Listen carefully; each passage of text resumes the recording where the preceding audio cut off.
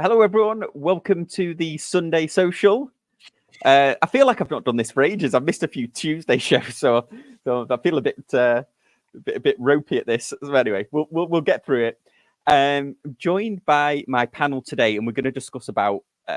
Well, I'll give the intro in a bit, but we'll go to the panel. So, Mark, what are you wearing today? You want to kick us off with the wrist shot? Ooh, yep, yeah. I have a Christopher Ward C60 concept. So this is their SH21 skeleton with a lovely piece of globalite as the triangle at noon. This is unusual for a special Christopher Ward, as I think it looks better from the front as it does from the back. Even though the back is fully skeletonized too, it's a bit monochromatic. It'd be nice to have some more visual depth to it. But it's a lovely watch from the front. Yeah, absolutely. Cool. Nice. Beautiful. Dave, you're up next. What are you wearing? I am wearing a prototype. I'm wearing the 3N Light Rosa Gold Grand Feu Enamel Tourbillon. Oh, nice. Nice. So that's that this week. There we go. It'll actually focus. Beautiful. There you go. So it's a titanium flying tourbillon. Wow.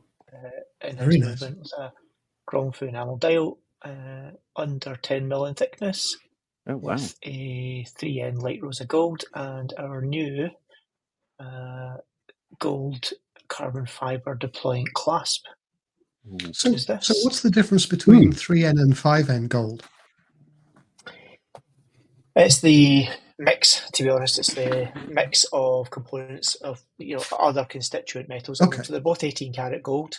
That's what this has got you can't really tell probably in the camera, but light rosa basically means there is a little bit extra copper in it, which takes out the yellowness and gives it a little bit more brassiness to it, so a slightly more rose gold colour. It's not rose gold though, it's called rosa, light rosa, so it gives it a slightly more brassy, softer colour. It takes that kind of 1980s J.R. Ewing out of Dallas out of it.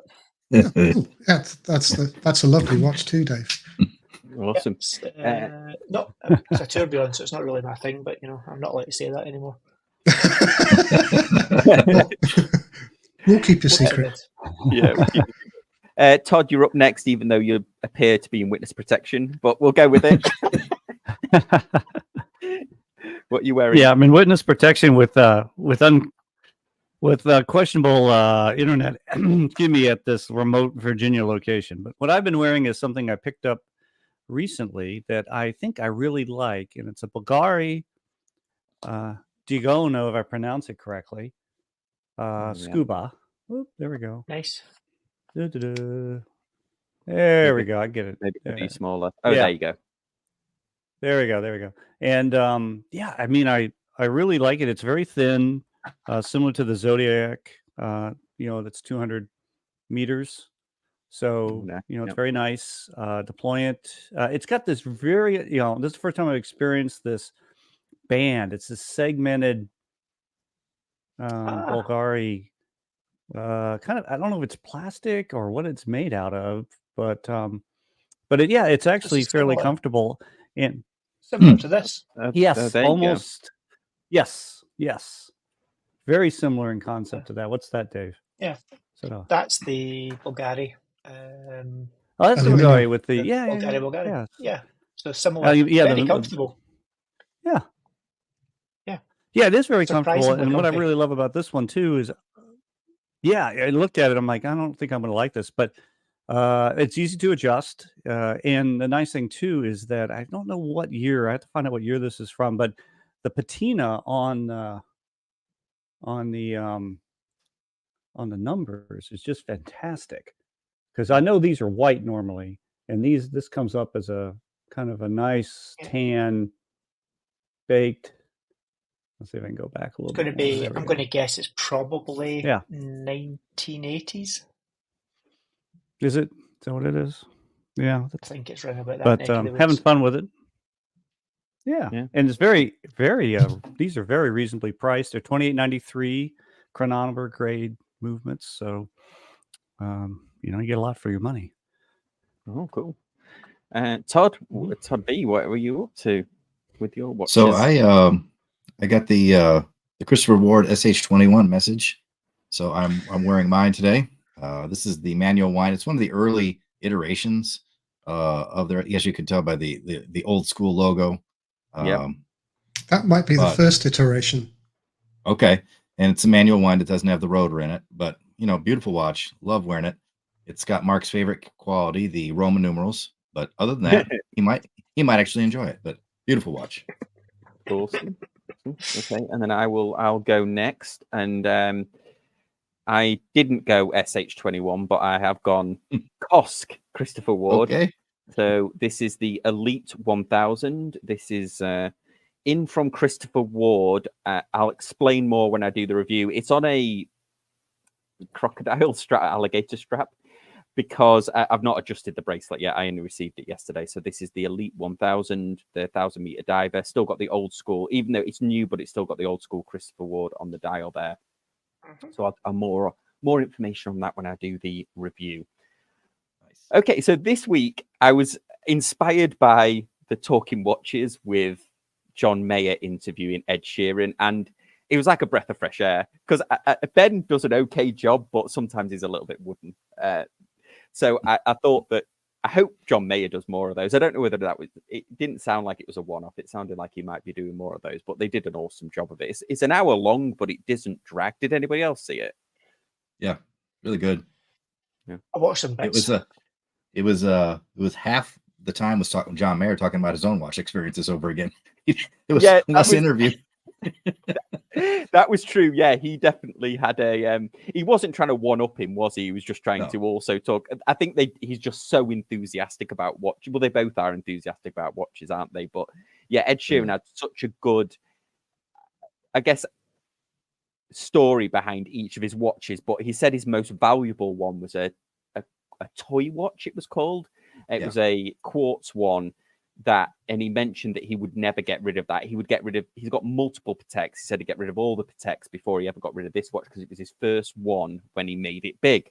So the subject of this show is our most valuable watches, sentimentally valuable watches, should we say, the ones that we would never get rid of because they hold a special place for us.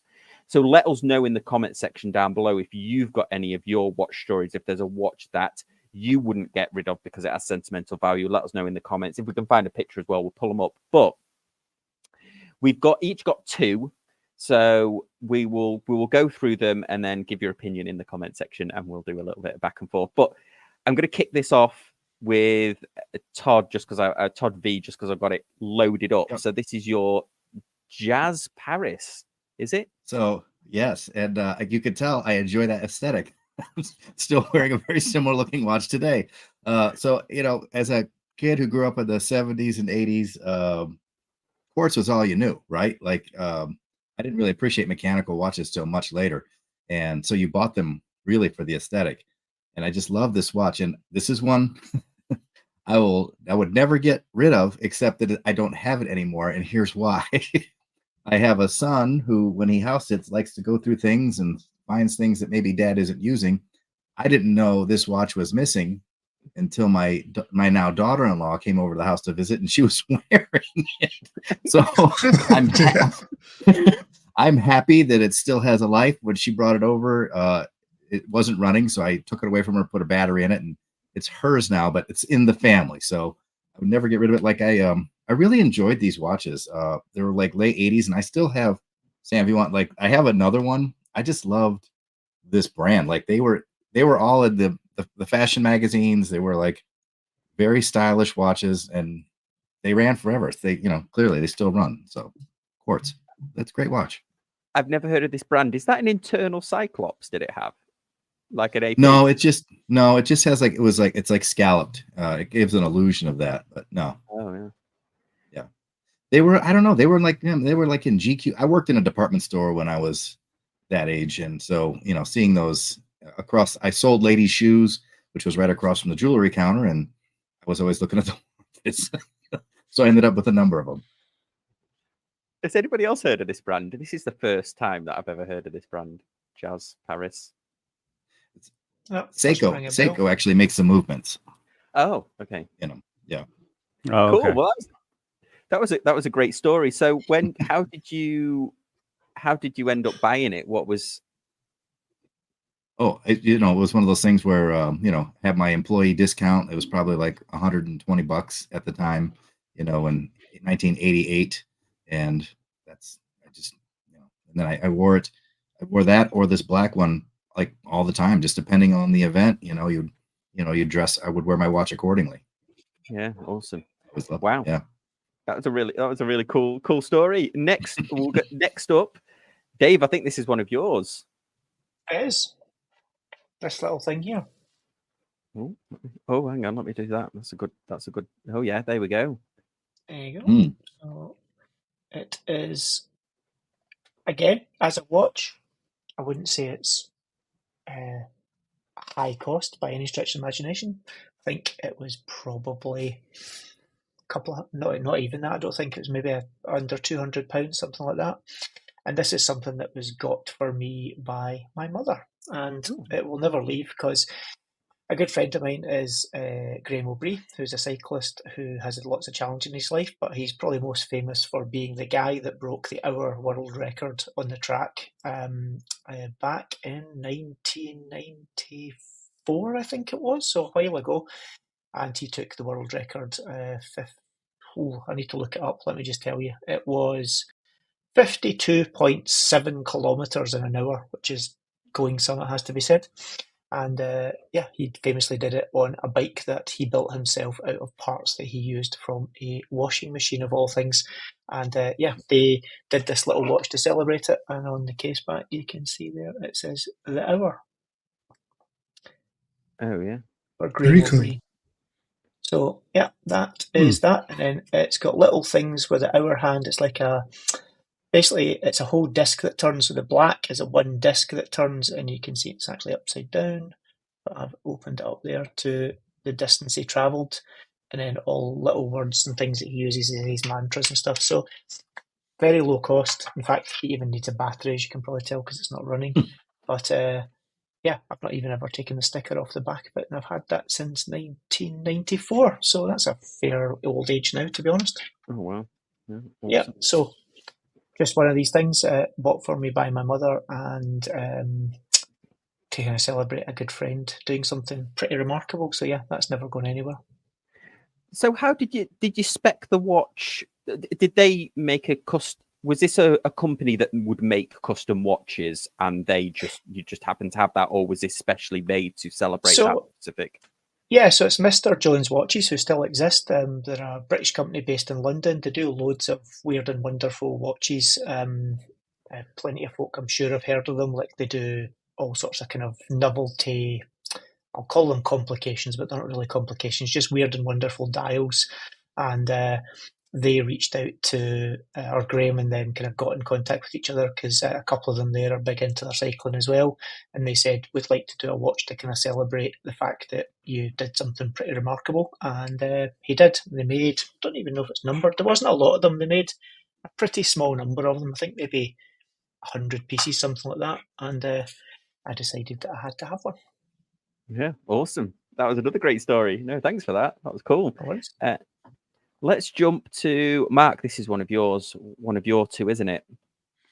Yeah, this is my father's Omega Genève. This is the watch I saw every day when I was growing up as a kid. Well, it's not quite the watch I saw every day. At some point, it went wrong, was returned for Omega to service, and came back with a totally different dial and handset. and my father was incandescent because he wanted the steel one back. But this is the watch I saw every day growing up as a kid. He wore it, except every day until he got a gold watch from where he worked, and he passed away 25 years ago now, and we lost it for 20 years. We had no idea where it went. So eventually we found it. It still works. It's very fragile. I don't wear it. But I did put a new strap on. And this is one of those watches that is the antithesis of this watch is only valuable because it has monetary value. You can pick these up for $25 off eBay, and they'll probably be in better condition. but to me, this is worth far more. Did you find it at my son's house? No, we just checking. We found it in a shoebox at the back of a cupboard that we hadn't opened for a long time at my mother's house. Wow. And there were 3 or 4 watches in there. So my father was a secret watch guy and I never knew. So this is the watch that got me into watches and that got me into Omega. So it's, immense sentimental value. Yeah. Is there a story behind the, it's obviously had a few scrapes there on the side. I presume that's acrylic crystal. I've got no ideas. It's an Omega Genève, and it was their low end range even when they were made. So yeah, this is it's lived a long and full life. This one. Oh wow! Oh, that's really cool. Great looking watch. Cool watch. Yeah. Let me just get Todd's up. I'm gonna find yours in a second. The Seiko, or I should say they're both Seiko. Yeah. I just have to chronograph. Oh, they're both chronographs. Here we go. Yeah, there it is. This is yours. So that's it. So that's a picture of my watch, which is right here. Cool. Right there, right? Yeah.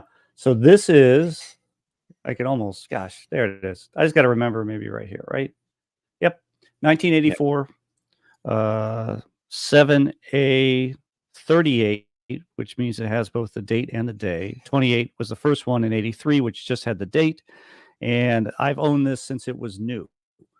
I bought this as a college student when I should not have, because it cost, I remember how much it cost, $325 from the jewelry store I bought it from, and I had no business spending $325 on anything like that.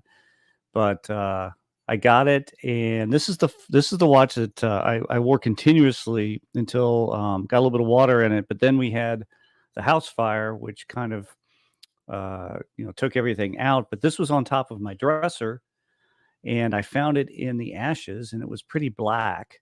And so I sent it off to Spencer Klein, who is a very famous Seiko restorer, and he even made a video about it. So if you go and look on his website and look up Firewatch, you'll see my house on fire, because he has the beginning part of the video that was taken by the fire captain when he first showed up.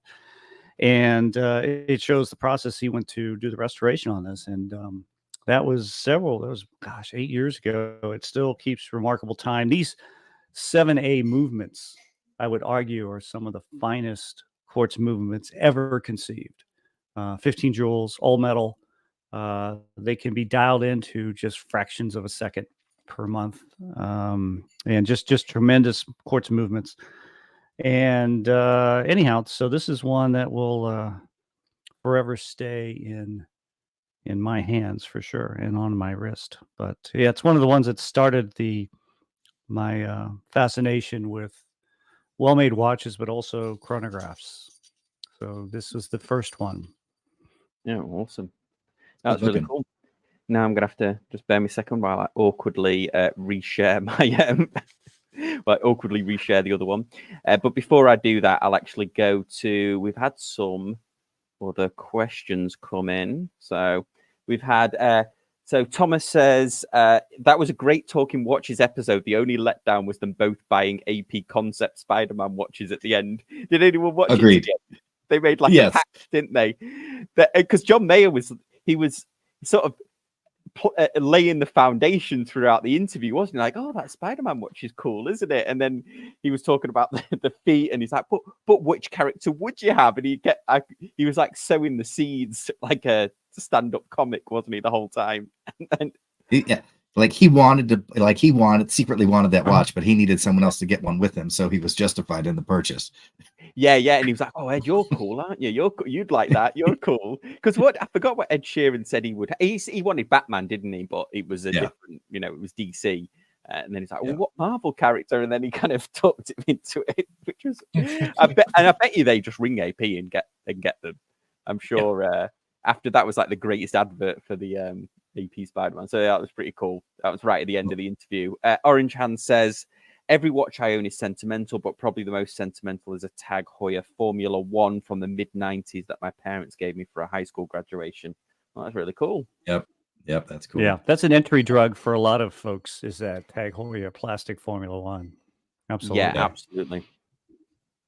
So I'll go around to mine, and my first one is I had a British grandfather and an American grandfather because my mum is American, and so this was my British grandfather's Casio, and this when he passed away at 95, and we went to clear out the house. This was my one mission, was to find this watch. He had a few pocket watches and stuff, but this is the watch I always remember him wearing, and I think it's from 1973, and it is still going strong. The only problem with it is it's quite confusing to set the time on it. I've still got the original instructions, but it's not easy to set the time on it. The little light's gone in it as well, but overall, it's just. I remember him wearing this almost every single day, and he bought this at a time when LCD watches were quite expensive, so this was quite the high end thing. But it's a little bit smaller than what I would wear at the moment. But you can still find these on eBay in this good condition. It's amazing how much these early Casios lasted. So that was my first one. So yeah, my granddad was kind of who got me into watches a little bit. I mentioned it on the Scottish Watches podcast. A little plug there for my interview with Ricky. And he was always tinkering with clocks and stuff. He used to have those carriage clocks with the spinning pendulum at the bottom. There was like 4 balls or something that would spin. He was always fixing those. The pendulum on the bottom, right? That spins. Yeah, whatever you want to call it. Yeah, they're not quite. Are they called carriage clocks, or I'm getting my clocks mixed up maybe? But they were always in like a glass dome, and he would always fix those and stuff. And he had a handful of watches, but he never had a really nice watch. In fact, his nicest watch he had was a mechanical one that I lost years ago, but I ended up taking it to the Antique Roadshow when it was in town, and because he was like, oh, this is really valuable. I think it was like gold plated, and the guy on the Antique Roadshow was very nice about it. I was only a teenager at the time, but he's like, oh well, it's probably got a lot of sentimental value to you. So it wasn't like it wasn't like that episode of Antique Roadshow, like, oh, this is a rare Patek that you like a Del Boy on You Fools of Horses. I wasn't sat on like $1 million mechanical watch, but yeah, unfortunately I lost that one years ago. But I definitely had this one, which is great. And he's got another pocket watch that definitely's got radium in it because it was from, I think he acquired it from the pack that he got when he was in the Second World War. He's a tank driver, so he had a pocket watch. But yeah, so that's my first one, is my little Casio there. Okay, so next. It's the watch speak equivalent to, but she's got a really nice personality. On the pocket watch. Oh, you mean on this? Oh, on the mechanical watch. Yeah. No, when they said, well, it's probably got good sentimental value. Yeah, it was funny because I took several things with me, and one was a little pin badge that my grandma had that was an early badge of the Labour Party, which is the party in the UK, and it was actually quite a rare pin badge. Yeah, it was anyway. So the pin was worth more than the clock. Yeah, exactly. They were like, oh dear. And I'm like, yeah, but what about the watch? I forgot I took something else with me as well, and there was something else as well I took with me, and I can't remember. But I think it was a lighter. It was an early it was a lighter that I had as well, but they were a 10 a penny, I think, the lighters that I took with me. But yeah, it was very interesting. Very interesting journey to the Antique Roadshow. I don't think I ever made. I might have been in the background actually of a painting, but I didn't actually make it on the screen. Okay, well, let's dive to the. Well, actually, before I dive to the next one, we got a couple more comments. So Junior is saying, "I've got a date I bought in 1974 for my 21st birthday. It'll be 49 years ago on the 21st of this month. My most valuable watch, lots of memories." That's really cool. Yeah, that's hard to beat that one. Yeah, good. Yep. Yeah. And then awesome. And then my mum had actually bought me a watch a couple of years ago, but it found its way into Michael's collection, should we say? So he's just making a joke about it there. It was a watch from Winston Churchill Museum that my mum thought I would quite like, but it wasn't really my style. But anyway, okay. So next up we have. Actually, Mark, I think we're back round to you, and this is your Christopher Ward moon phase. Yes, this is the C9 moon phase that they launched in 2015, and I bought this approximately on my 50th birthday at the Christopher Ward showroom, and this is one of those very, very rare occasions when my better half accompanied me on a anything watch related. I think because she was worried I was going to buy something. And then and then I did, and because it was my birthday, she agreed to put half the money down for it as well. So this is not only a birthday watch, but it's a very rare watch that my better half was involved in purchasing, and I love it. I still think the best looking moon phase they've ever done. And yes, it's got Roman numerals, but the Roman numerals are part of the design. They don't dominate the design. And it's such a lovely grand loon. There's no pretense at making it look like the moon. It's just a representation. So, yeah, very, very nice. And it's, sort of happy memories of actually buying a watch that my wife approved of and knew about. Yes. If your wife gives the go ahead or whoever, I mean, she was still flabbergasted that a watch could cost that much, and this is 7 years ago now. But I hope she never finds out about the Omega collection. Yeah, I actually I could have put I bought that Grand Seiko in Tokyo, the little one, the one from 1969.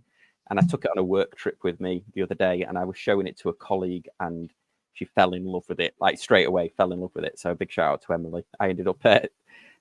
She ended up buying it off me, which was pretty cool. So that won't be in my sentimental thing. I got my wife's like, you got that in Japan? And I'm like, yeah, but you were with me as well. I've got the photos and stuff. You're going to sell her as well? I'm sure you'll find a suitable sentimental thing to do with the dollars.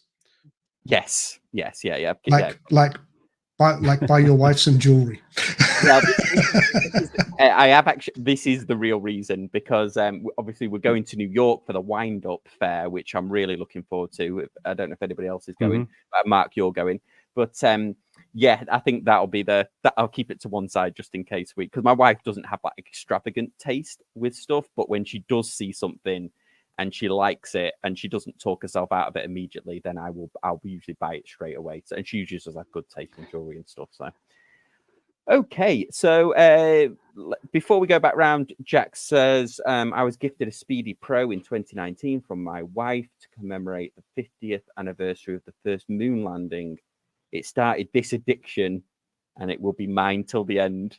Oh, there we go. That's cool. And then good choice. Dave Remus says, I have my late father's 1972 date, just two-tone bracelet, slate linen dial. That's the watch my dad wore the day I was born and several years into my childhood. I had it fully restored earlier this year. Oh, that was really cool. I can't remember what watch my dad had he had a Fossil watch, but I remember he got that very early on, and I think he still got it. The watch was called Killing Time, and it's a dress watch, but instead of it having hours, numbers or Roman numerals on it, each of the indices is actually a method of killing somebody. So it's got like a gun, a knife, somebody hanging from a tree, somebody. I think it's committing. I think it might be committing suicide or something. But it's so funny. I've never been able to find it again, and it's got. I think it was like a little bit of a joke that Fossil did from there. So awesome. Okay, well then let's go back round to Todd. Did you have another one that we can look up online, or Dave? Did you have another one that? Which Todd? Oh, have you got one you can show? Yeah, which Todd? Which Todd? Yeah, come on. Sorry. Todd 5 or Seiko? Todd 5. Okay. All right, so this one, it's hard to say it's sentimental other than I've just done a lot of living with it. So I had a love for G-Shocks a long time ago, but I wanted one that was going to be my forever G-Shock. And I've had this for about 30 years. It's solar. The light still works. Everything still works on it. I've been in the ocean with this. I've been camping with this. My kids grew up with me wearing this watch as a daily. This watch has been unbelievable. I know the module will probably go bad someday, but to this day, it's still running. It's I love this watch, and it has zero value, so it's always staying with me. Well, the thing is, that's still a current model. G-Shock still sell that one. Do they really?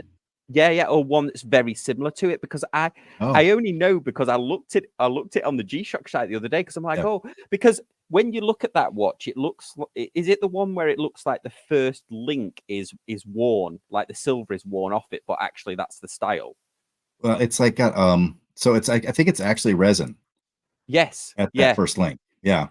And this watch, it's literally been through everything, proper G-Shock, great condition. Chopping wood, campfires, you name it. This thing has been through, everything. That's what G-Shocks are for. And it's definitely, if you're looking for one, I would definitely, if they still have it, I highly recommend this watch. Yeah, and thanks, Todd, because that's the first watch that I can put an Amazon affiliate link to in the description of Perfect. Oh dear. You enjoy, Sam. Enjoy. Yeah, no, seriously, it's a fantastic watch. I can't say enough about it. Awesome. Okay, Dave, you're up next. I think you had one to hand. I do. It's my Omega 2541.80. So this is the quartz blue wave dial, which became known actually after it was launched as the Pierce Brosnan, because this was the watch that appeared in GoldenEye.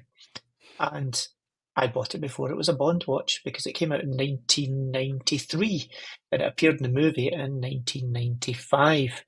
And I bought this one, and the reason it's sentimental to me was the first time I ever got called for jury duty. It was a unpleasant trial, shall we say, and every time I had to walk back from the court to where I lived, I walked past this shop that had all these Omegas in the window, and I just used to sit and look in the window and kind of let my mind wander and distract myself from the goings on of that day. And then I think it was after about a week I was looking, and I get caught by that infamous sign that said, I think at the time it was 24 months interest-free credit, and the phrase, pardon my French, the phrase "F it" came to mind, and I just charged straight in and walked out with a watch. And therefore, it's mine, and it will stay that way. And it's got all the little marks, and it's like I wore it every day for years on end. In fact, it's so old that they no longer make the batteries that fit it.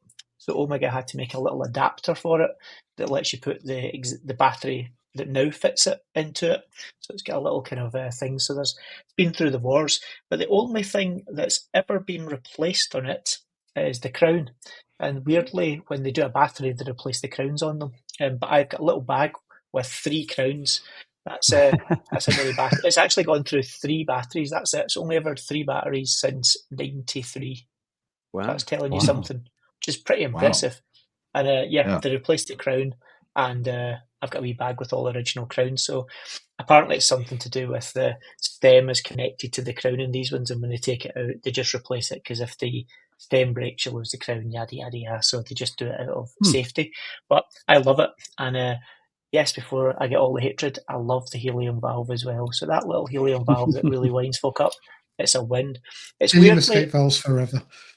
Yeah, but weirdly, it's like smaller. If you see it there, it's quite flat top. The original ones had definitely a smaller crown. The newer ones have more doesn't look like a mushroom conical crown on them. Yeah, they've got more of a kind of conical crown on them now. But the second hand is faded. Almost like a mushroom, used to right? And the second hand used to have a pretty bright orange tip in it, and it's now more like a kind of rusty colour on it. So it's just, I guess, aluminium bezel as well, a couple of wee scratches and nicks on it, but this is an absolute banger. And as everyone can see, no, Omega still haven't updated the bracelet since then, because it's basically exactly the same as the new ones. The only difference is you don't have micro adjuster on the clasp. But yeah, it's a win. It's a great watch. Yeah, and that GoldenEye was such a great film because they'd had a bit of a hiatus, hadn't they, in between films, and then Pierce Brosnan came back in. It was incredible, and that watch featured so heavily, didn't it? Because it had the laser in it and all sorts of cool stuff. Yeah, and I've been really lucky to see like all the film props as well. So like all the ones that were based around that, with the kind of like was it the BMW that it started, and it had the one that shot the little arrow out of it, and all these kind of things. I've been lucky enough to kind of play with a whole load of those movie props and stuff. And in fact, that movie's so old now. Am I right in saying that the big radio telescope that it was filmed was that Arecibo? Yes, it collapsed. Yeah, it's collapsed years ago. now, so it's gone now as well. So that shows you how long ago it like rusted and just faded, did it? Wow. Yeah, it's like I think it literally collapsed, and it's too expensive to put it back together.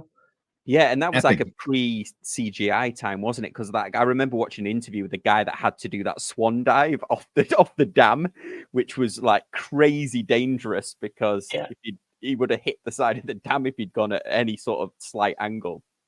Yeah, it's beautiful. Yeah. Epic video game too. That there were parties all the time about that with that video. That was a great video game. Yeah, and there was all those. What was the other one? They also had all those cool Nokia phones in the day, didn't they? The communicators that they used to be like. Yeah. Well, the next one he was in, I forget the next one he was in, but they had that Panasonic phone that had the taser in it, or they had the electrical charge. that didn't age quite so well as the as the watches did. But no, indeed. But good movie. Yeah, absolutely. Okay, so next up, let me just share. Todd, this is your other one that you had. So let me pull it up. Where are we? Yeah. Let me just grab it. Sorry. That's the first one. Hey, there we go. There we go. There we go. The Pogue. Yep, right here. There it is. Yeah, this is another one from. Yeah, again, I still can't do this right. But well, it's also it's very, very faded. You literally look like you're on an old. I don't know. Back the very. Yeah, I don't have my lights. Yeah, I don't have my light set up or anything, so it's kind of hard. Much bandwidth by the look of it. Or much bandwidth. Work on the bandwidth first. I think if you turn the lights on, the bandwidth will disappear.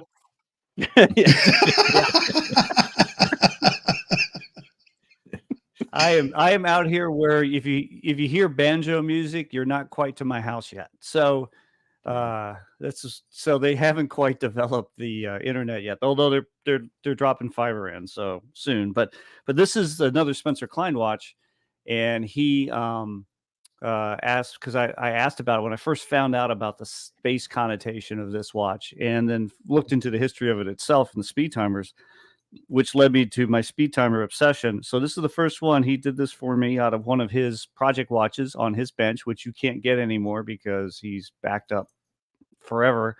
But yeah, it's in real life with real fidelity. It's a beautiful gold dial, almost flawless.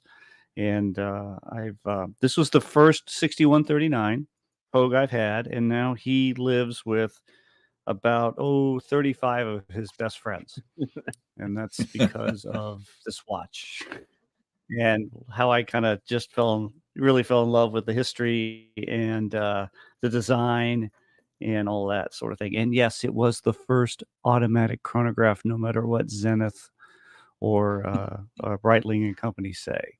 We have proof. We have proof. So that's all I'll say. You remind me of the original X-Files, where they used to always find an obscure expert, didn't they? They would find like an expert in just like trees or something because they saw an alien. You'd be that one where they'd find an alien with a Seiko watch, and then they'd like, oh, we need to find somebody who's got that's right vast knowledge of the Pogue so we can trace it back. That's right. We find that alien. Yeah. Somebody donated that. Donate their entire life. Trace it back to 1968. Okay, well, I will go with my. Let me just pull it up here. I've got two different trees. So I'll go with my next one, which will be. I've got it here actually. So this is my other grandfather, my American grandfather, Joe. He passed away a number of years ago now as well. But this was his Timex watch. I'm too afraid to wear this because I don't want it to break. Because the movement is actually attached to the dial when you open it up. I think this must have just been a Timex thing. So the movement is attached to the dial, but it's in great condition. It's a base metal case, but it's actually in really good condition. It's got the acrylic crystal on it. Why it's sentimental to me, other than it being my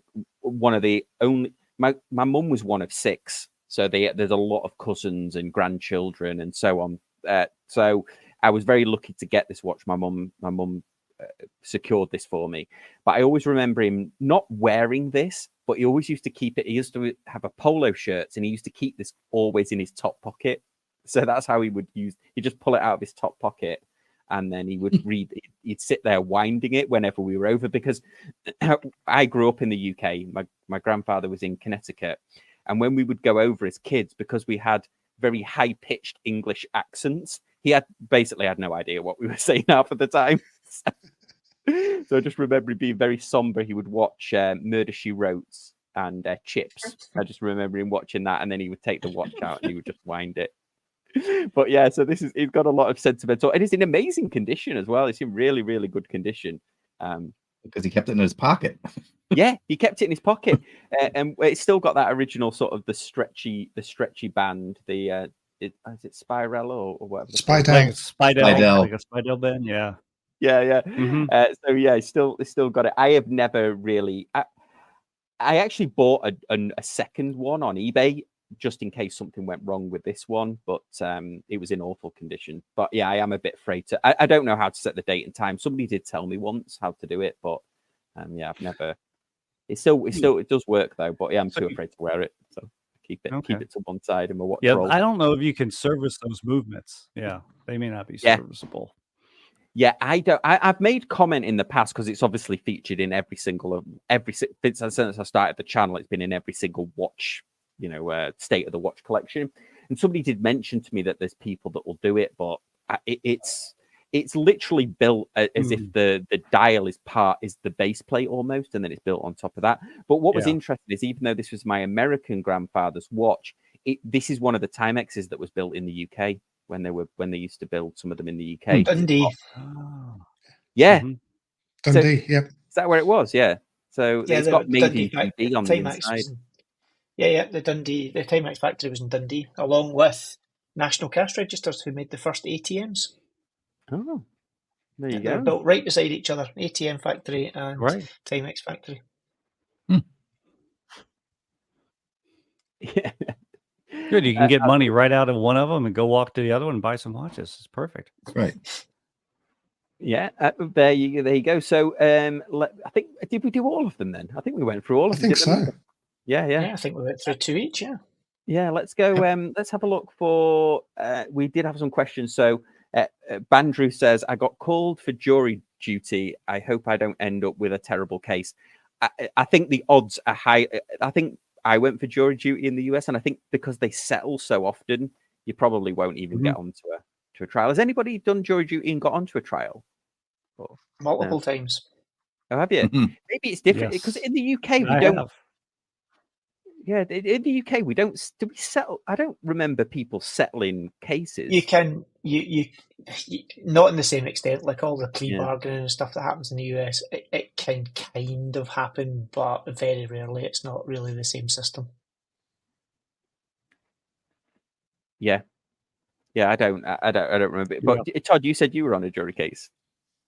Yeah, I've been selected twice, though one of them I think went to settlement and I didn't get on. But my first one, ever, they picked me, and they ask you ahead of time, what do you do for a living? And the I guess the reputation of engineers never making it on juries was absolutely incorrect, because I said, I have this degree, blah blah blah, and sure enough, I was acceptable to both parties, and it was a week long.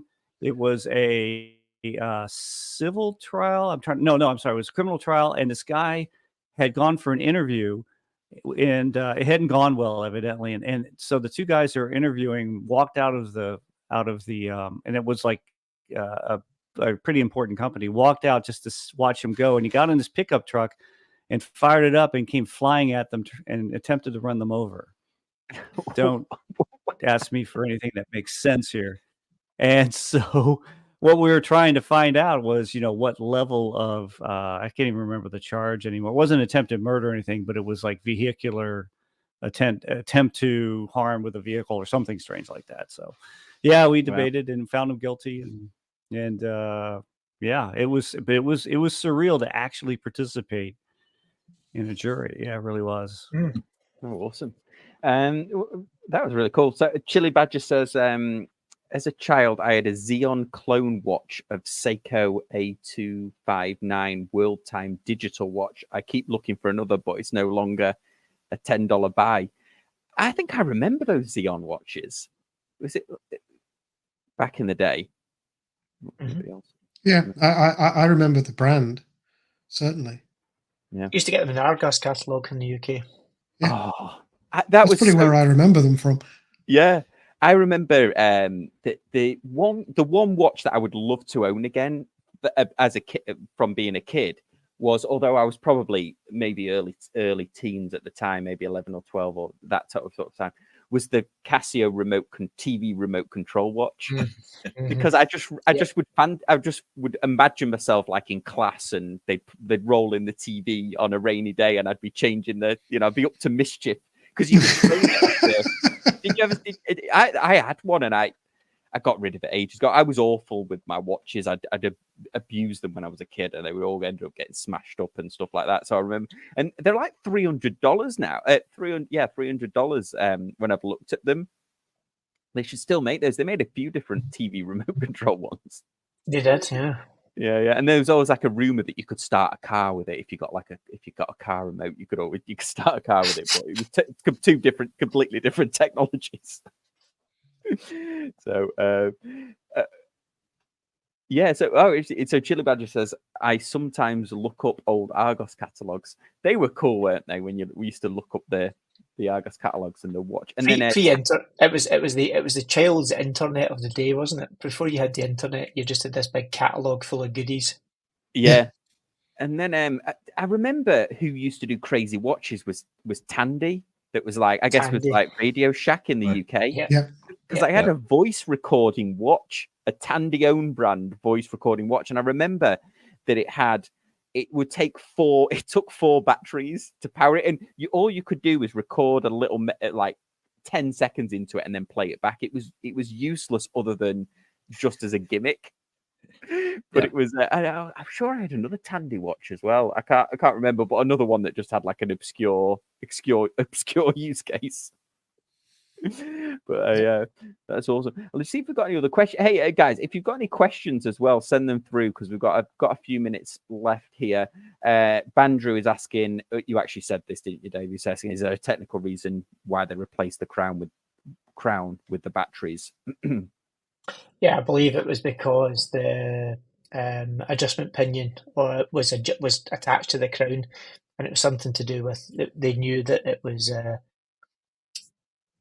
relatively fragile, and therefore they replaced it when the watch was open and they were putting the battery in it. They would just replace it as part of our course, and it actually was included in the cost. It wasn't like they suddenly said that was extra, so they just replaced it as part of the course on that watch. So that's all I can assume. Yeah, my wife's actually got a Seamaster, but I seem to be replacing the battery all the time on it, the ladies' one. So I wonder if it uses. I mean, it's much smaller. I think it must be 28 mil or something. But I'm always replacing the battery, and in fact, I've got to do it. Could be a tiny cell in it or something like that as well. Also, sometimes if the older quartz modules begin to go, they can burn through the battery pretty quickly. Oh, really? Yeah, because she's coming to the wind up in New York, and she's like, "Would I be able to wear my Apple Watch?" Oh my God. Don't. Yes, you can. Yes, you can. Tell her yes, you can. Yeah, they will let you in. Yeah, it was. I'm quite looking forward to it. Cool. Well, unless there's any questions coming through, I sent you a link, Sam, just for fun. This is something that I've almost bought several times for no reason whatsoever, than because it's just cool. Gets back to my Cloak and Dagger James Bond fixation. Okay, let's have a look here. And Hodinkee actually did a story on these. Okay, so this is this is a new. Oh, I need to hide that. Hide that one. So that's an this actually legitimate spy watch from the 50s, 60s time frame. I think it's really from the 60s, but yeah, they came with a real recorder. So yeah, you can do this. So it came with one of those small micro reel-to-reel recorders, and it had the cable that went from the watch, so you evidently could somehow hide it under your sleeve. It had, and there was no workings in the watch at all. It didn't keep time, but it just had a microphone inside, and it was a fake chronograph, and you could surreptitiously record a conversation or whatever you're doing on that I think little that mini big cable hanging out of the side might have been a giveaway. Very surreptitious. Well, the thing was as well is that you ran it around your back. You ran around the back down your coat, and they had that sleeve. CC's got the reel-to-reel up your sleeve, and he has the reel-to-reel recorder like on this little belt that would hide under the jacket, so to speak. Even though it had to be loud, it had to be going. I mean, but I just found this fascinating. You can buy these. You can find them usually without the reel-to-reel recorder, but occasionally on eBay and such, you can actually get them with the reel-to-reel. Those are really expensive, but the fake watches themselves are a couple $100 now usually. Yeah, what's funny though is you'd look like you were not concealing a recorder, but you look like you're concealing a weapon or something. I'd be more concerned about people. Yeah. That is taking are you wired literally, isn't it? Yeah. The wire. Yes.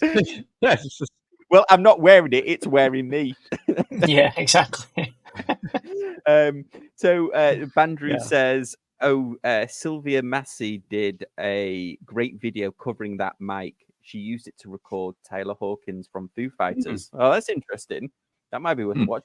And then, Thomas, thank you so much for the very generous super chat there. My most sentimental watch is my 1950s Omega 2846 Seamaster that I inherited from my great uncle. It started my love affair with vintage Omega. Omega was my gateway drug as well into luxury watches. Was my Speedmaster. So yeah, it's funny how that happens. Yeah, my gateway Omega for a long time was the previous generation Blue Seamaster, and before I knew anything about watches, I knew Omega existed. I knew they made watches, and it's all down to that Genève you saw right at the start. Yeah, my grandfather and dad both wore those classic gold-plated Omegas all the time too. That Seamaster, and I've always been drawn to that aesthetic. Yeah, they did look really cool, didn't they? Mm-hmm. Cool. Well, anybody else anything to share? If not, I can wrap it up a little bit earlier. Thanks everyone for all of the comments, very much appreciated, and big thanks to the panel. And we'll see you all next time on Casual Watch Talk Live. Thanks everyone.